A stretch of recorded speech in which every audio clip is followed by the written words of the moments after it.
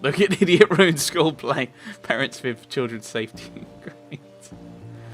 An Avocado Heights school playing parade about the founders of Arthurton was ruined by one town idiot's ramblings.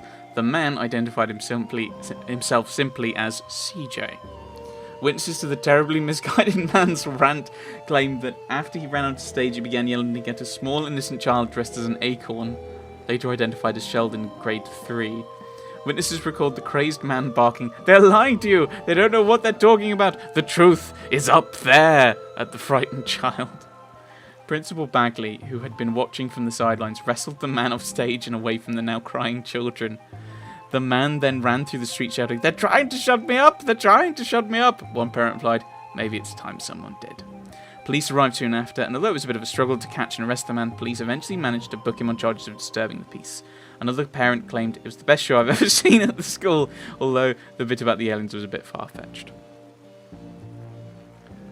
But at the top, as the only witness and prime suspect, Mrs. LeClue is being held without bail at the Arthurton City Jail. Mrs. LeClue has not given any comment and has refused legal counsel when offered. Due to the nature of the case, Sheriff Winston LeClue has distanced himself from all proceedings in order to maintain a perimeter to limit the conflict of interest and uphold the law and justice to the full extent possible. Yeah, that's what he's supposed to do. The front page was missing, but even this small snippet worried Jenny. They've been peddling lies about my mom right from the start. Sheriff Winston LeClue has distanced himself from all proceedings. Well, if he won't help her, I will. Jenny couldn't help it. Every time she thought about coffee, she saw Keith's face. She heard his voice. She remembered his sadness. And she promised not to rest until she'd uncovered the truth of his father's death. This photo was taken in Avocado Heights. That's on the other side of town, miles from the library. Okay, so he's gotten... that's his alibi.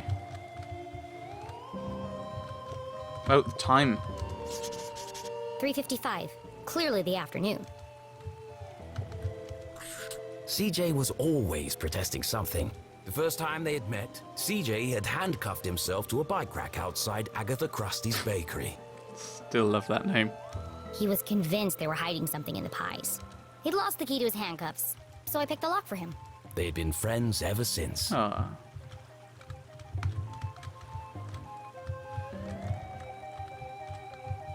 One more clue.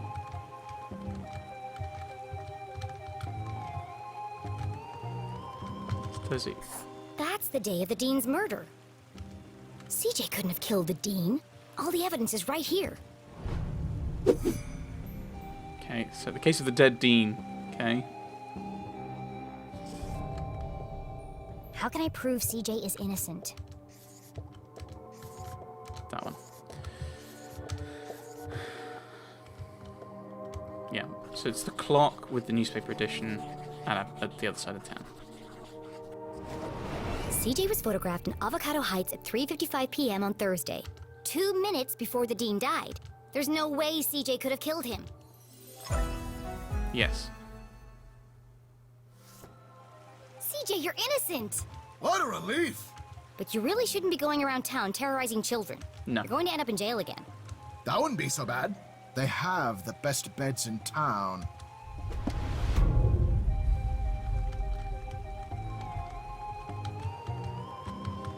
So there's another clue to find.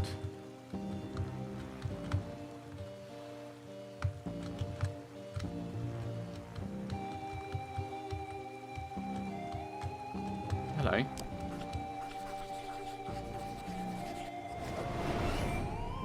Those scribbles look familiar. I found your map of Arthurton in the library. Keep it. It's a great map. Very rare. Ripped it straight out of the town charter, first edition. Come to think of it, only edition. What about all your notes? Don't you need them? Nope. Got it all backed up in the cloud. What cloud? Did I say cloud? I meant head. So what do all those notes mean? Who are the Shadow Men? Yes! You're starting to see differently. There are patterns everywhere. Keep searching. Every part of my being is telling me that my mom is being framed. But I don't understand why. There are only 3 reasons a man is murdered. He didn't mind his own business. He couldn't keep his mouth shut, or he wouldn't keep his hands to himself. Have you ever heard of a place called Widow's Drop? I think my mom met the dean there. Widow's Drop! No, but it sounds suspicious. Well, anything sounds suspicious if you say it like that. Be careful, Jenny. They'll do anything to keep their secrets. Once you start to see things, there's no going back. Do you ever wonder why the lake glows at night? Or why the power keeps going out all over town? Yes, I do. All the time. There's a lot more to this town if you look below the surface. Do you mean that literally or figuratively? Yes. Yes. The truth is hiding right under our feet, if we only stop to look. I'm more confused than when we started. Well, I really have to get to my house. This case won't solve itself. I can drop you off at the bridge. No need. I'm staying here.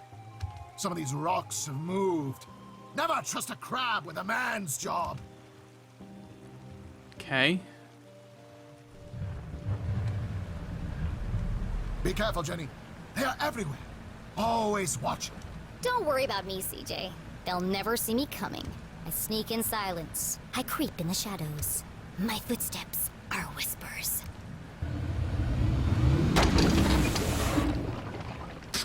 Damn it!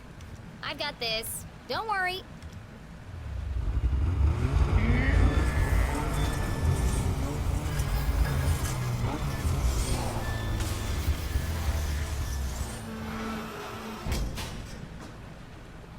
That'll buff out. Oh dear. Oh dear, oh dear.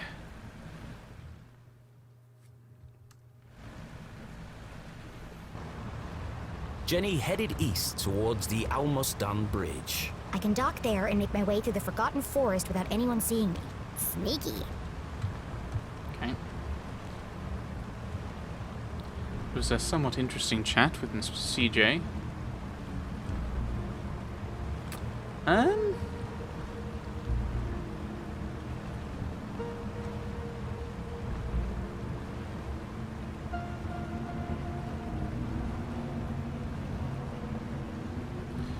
Right.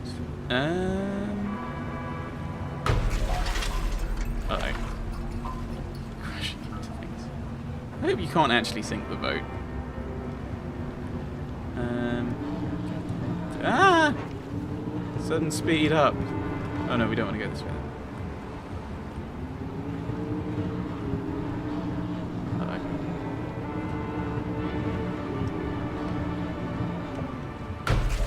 There, claw. There we go. Go through here. Should we put these boys in the middle, in the direct way you want to go?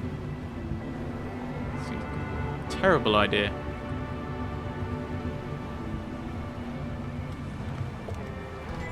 Yeah, so we just keep going, and then we're there. That's the way to my house. Yes. Leave. I mean, I probably could do a bit more exploration, try and find more stuff, but I'll pick up the collectibles if I see them, but I'm not really going to go out my way to get them.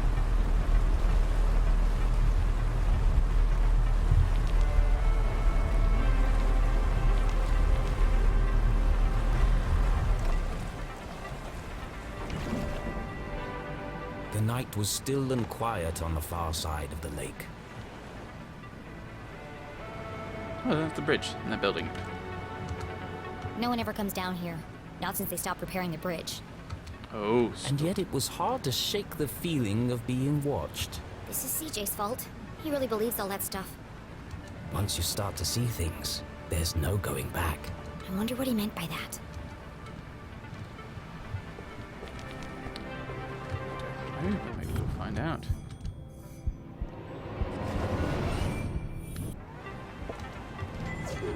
Stick. Forgotten Forest Trail. Voted most likely place to be eaten by bears. Arthurton Gazette. Are we sure we want to go in there then?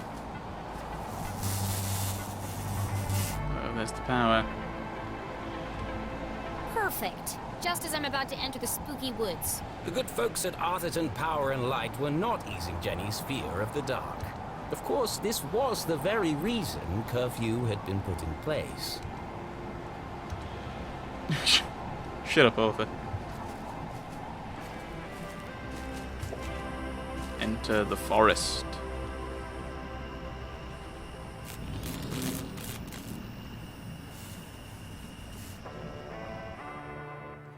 And the power comes back on.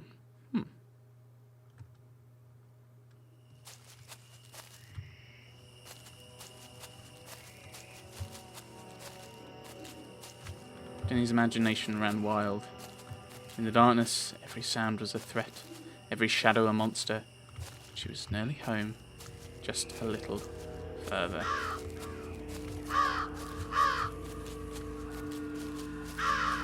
Yeah, this is what my mind would probably do in dark wood at night. Whispers.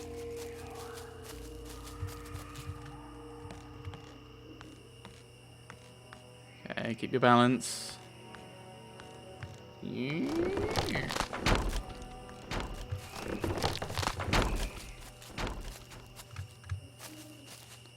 Rickety bridge. Wait, what? What happened to the bridge?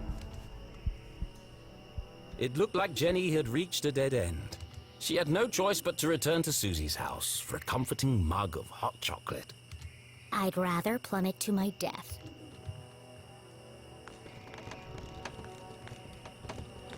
Yeah, I don't like this author. He's clearly acting against us.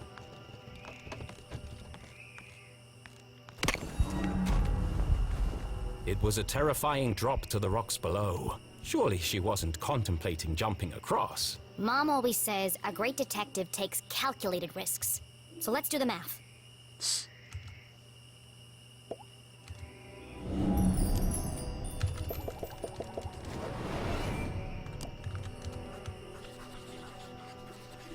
Badly damaged. The bridge is too weak for a running jump.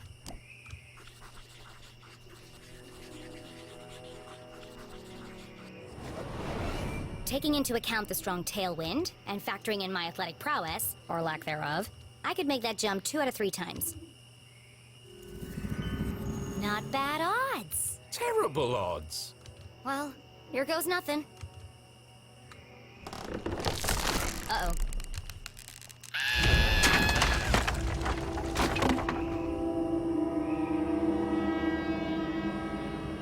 Okay. Okay, maybe the odds weren't so good.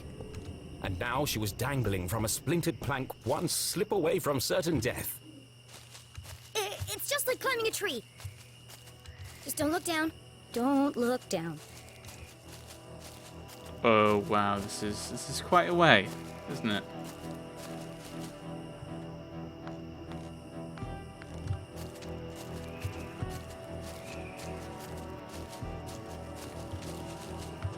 Well, we want to get across, don't we?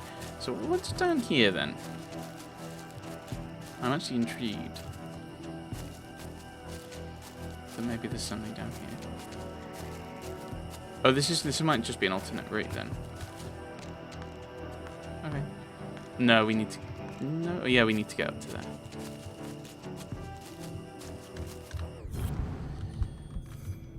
Yeah. Yeah, that's gonna be like a scrap, isn't it?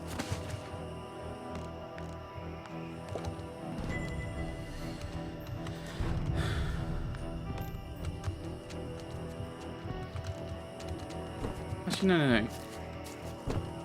Can I do it on this side? Yeah, I can. No, I can't. I can.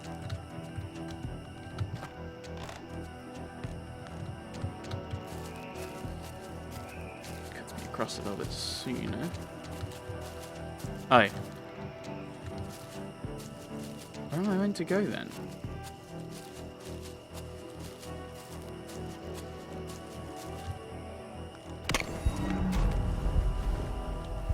It's not that way. And that's as far down as we can get from that side, isn't it? Yeah. And if I go... You're not going to let me jump, okay. So now I'm basically climbing back up. Oh, there's a thing there.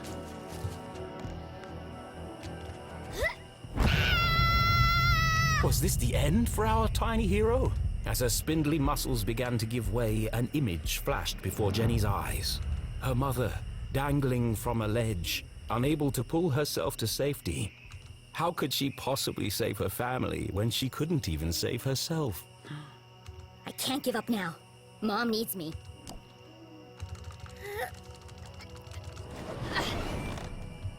Jenny had barely survived. Was she really prepared for the dangers that lay ahead? It's too late to turn back now. Yes. Yep. It's kind of one way, really. It might have been her recent brush with death, but Jenny's heart was pounding in her chest. That's not my heart. That's The compass. CJ's compass. The needle is shaking like crazy.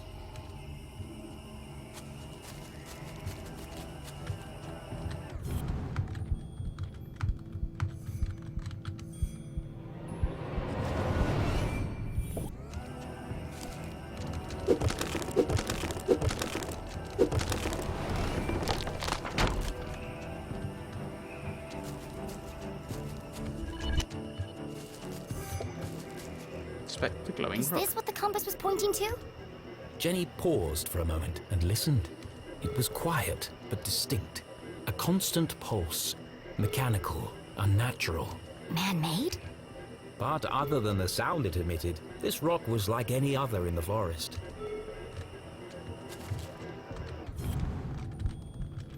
Oh, assuming that it'd be something to... Ooh, oh. What's this? Another postcard piece. Curious.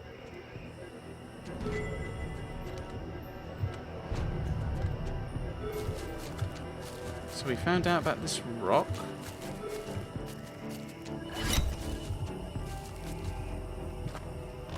Yeah, I've already done your bit, compass. So the compass just directed us towards that glowing rock, eh?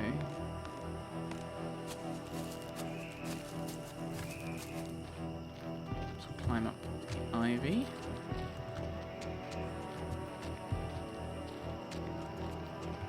And we are... It feels like we're going to be close to where the bridge was. Yeah, here's the bridge. Aha!